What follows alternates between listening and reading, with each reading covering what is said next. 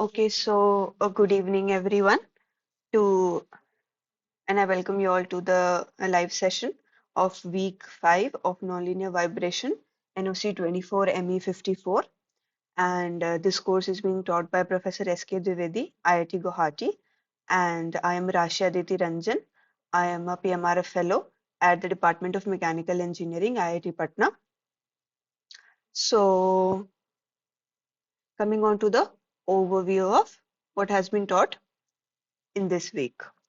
So, as it has been taught that response of a nonlinear system can be anything, like it can be a fixed point or it can be a periodic behavior. It may be quasi-periodic where we say that there is existence of two this frequencies such that the ratio is irrational. The ratio of those two frequencies are irrational and the behavior may be chaotic as well, which means that if a small perturbation is there, a very small perturbation is present in the initial condition, the response is going to diverge a lot as time increases. Okay, so a system can have these kind of behavior. Okay, so how do we know that which kind of a behavior is the system showing? So there the response may be characterized by many ways, like the time response. Time response essentially means that we plot position versus time. Okay, so it shows that how the position of the system is changing with time. Then next we have a phase plot or phase portrait, which is what? Which is the plot of velocity versus position. Like we have the velocity in the y-axis and position on the x-axis. So from here we can know that how the system is behaving. Like for example, sometimes we are not able to predict whether the response is periodic or quasi-periodic by merely just seeing the time response. So in that case, we can use the phase portrait. Like for example, for a periodic behavior, the phase portrait will be a circle or a ellipse or any loop, closed loop with a same periodicity. Okay. Then next, there is one more thing which was mentioned, which is the Poincare section. However, it was not discussed in this week and it will be discussed in the other weeks, but essentially Poincare section is also plotted in order to basically know that whether the system is periodic, quasi-periodic or chaotic. Okay. Next, the phase plot of a system was discussed, that how can we plot the phase plot if we have the equation of motion. Okay. Then jump up and down was discussed. So essentially, in case of a linear system, what happens is that if we plot the amplitude versus frequency at omega n, okay, natural frequency of the system, the behavior is going to be like this, right? There is a sudden jump in the amplitude, okay, at omega n. But in case of a nonlinear system, the behavior is not like this.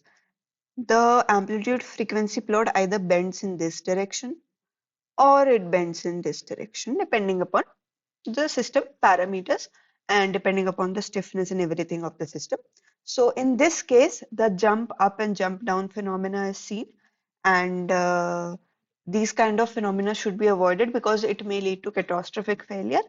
And so this is what happens is as the frequency increases, it follows a particular path, and after it reaches this place, it is going to jump down. Okay, this I'll discuss in I have taken a question also in which I'll discuss this again. Then stability analysis of the system was carried out, wherein depending upon how from the equation of motion how the system is going to behave was discussed, and whether the behavior of the system was bounded or unbounded, or we can say was stable, unstable, or it was having a loop, it was having a spiral in, spiral out, so that we can predict. Okay, through stability analysis.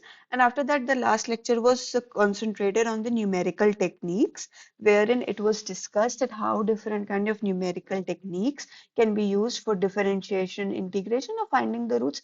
Like, see,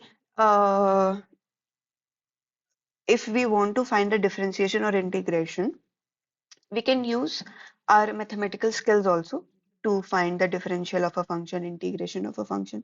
But for example, if the equation is very complicated, okay, very complicated and very long, so in that case, we can use the numerical technique specifically for finding the roots. Why do we use the numerical technique? So the reason is that, for example, if we have a transcendental equation, okay, transcendental equation means that we have sine, cosine, logarithmic, something of these kinds. We don't have a simple algebraic equation. Okay. Even in case of algebraic equation also, if I have three algebraic equations, which has three, let us say I have three equations, three nonlinear equations, highly nonlinear equation, and three variables.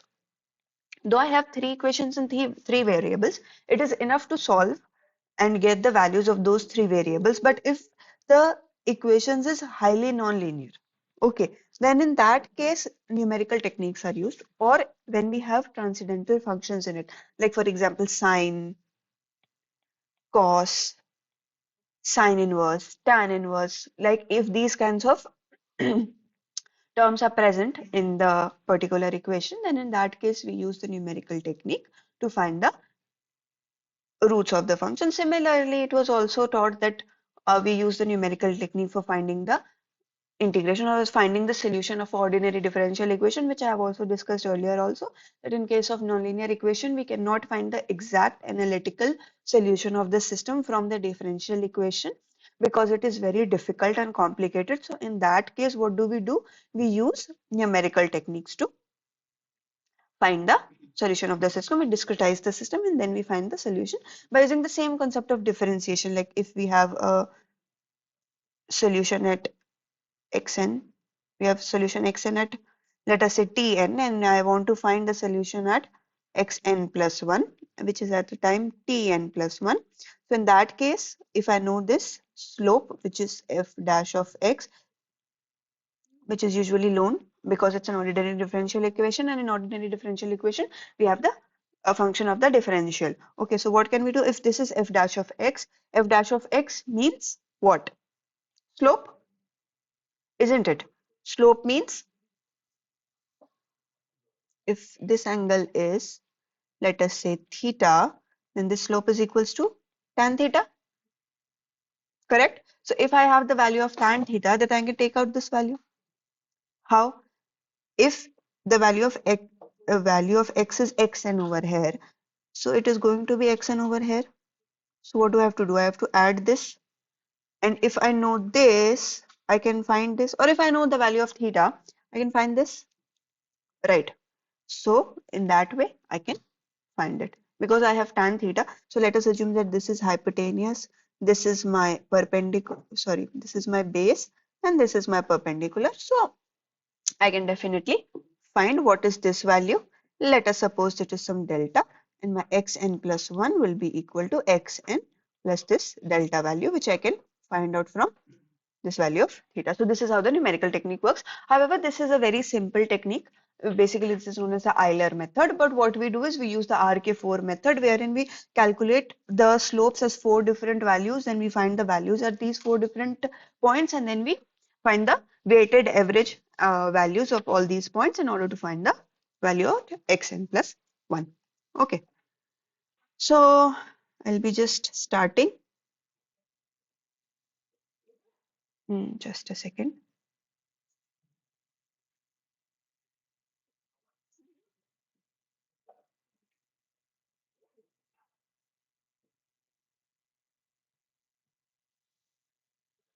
Okay, so the first question says is which of the following is not a Duffing equation? So in order to know this, first it is required that you understand what or from where does the Duffing equation come from. So we know that for a linear system, we have a spring, we have a mass, and let us suppose We have a damper as well, spring K, damper C, mass M, and then we have a forcing F sine omega t. Okay, so this is a linear spring mass system. Duffing equation essentially comes from this only. For example, if I consider that the spring force is not linear, it is non-linear, that is a Duffing equation. If I have the equation of this spring mass system, I'll have mx double dot plus cx dot plus kx is equals to f sine omega t. Right.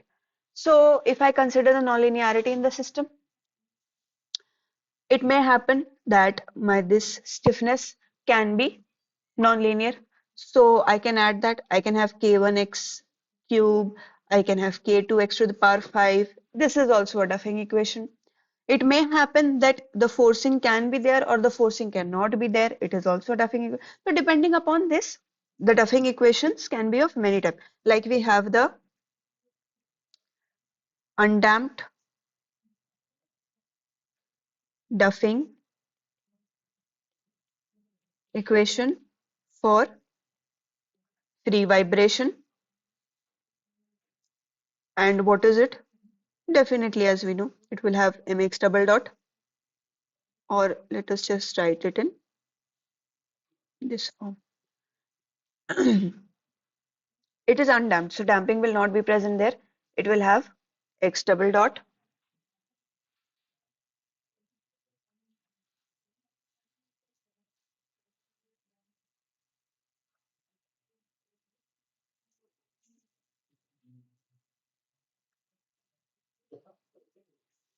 It will have x double dot plus, then I can have omega n square x, right? Then it is undamped, so the term of damping will not be present there. Okay, so I'll have omega n square x. Then I have free vibration. So what does free vibration mean? That there is no forcing present in the system. So I can have some epsilon, or maybe I'll not just consider epsilon, I'll have alpha 2 x cube, and then it is equal to 0 because there is no forcing present. Okay, it was free vibration. So this is my undamped Duffing equation for free vibration.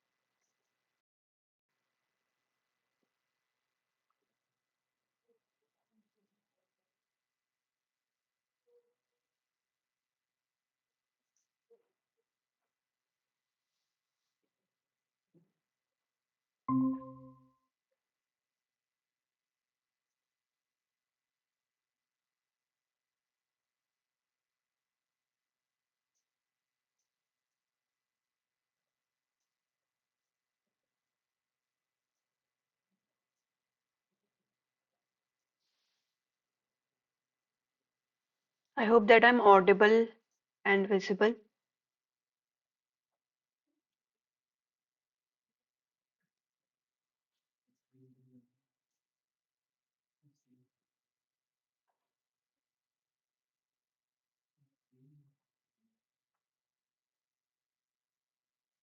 think there was some issue. I'll just start the recording again.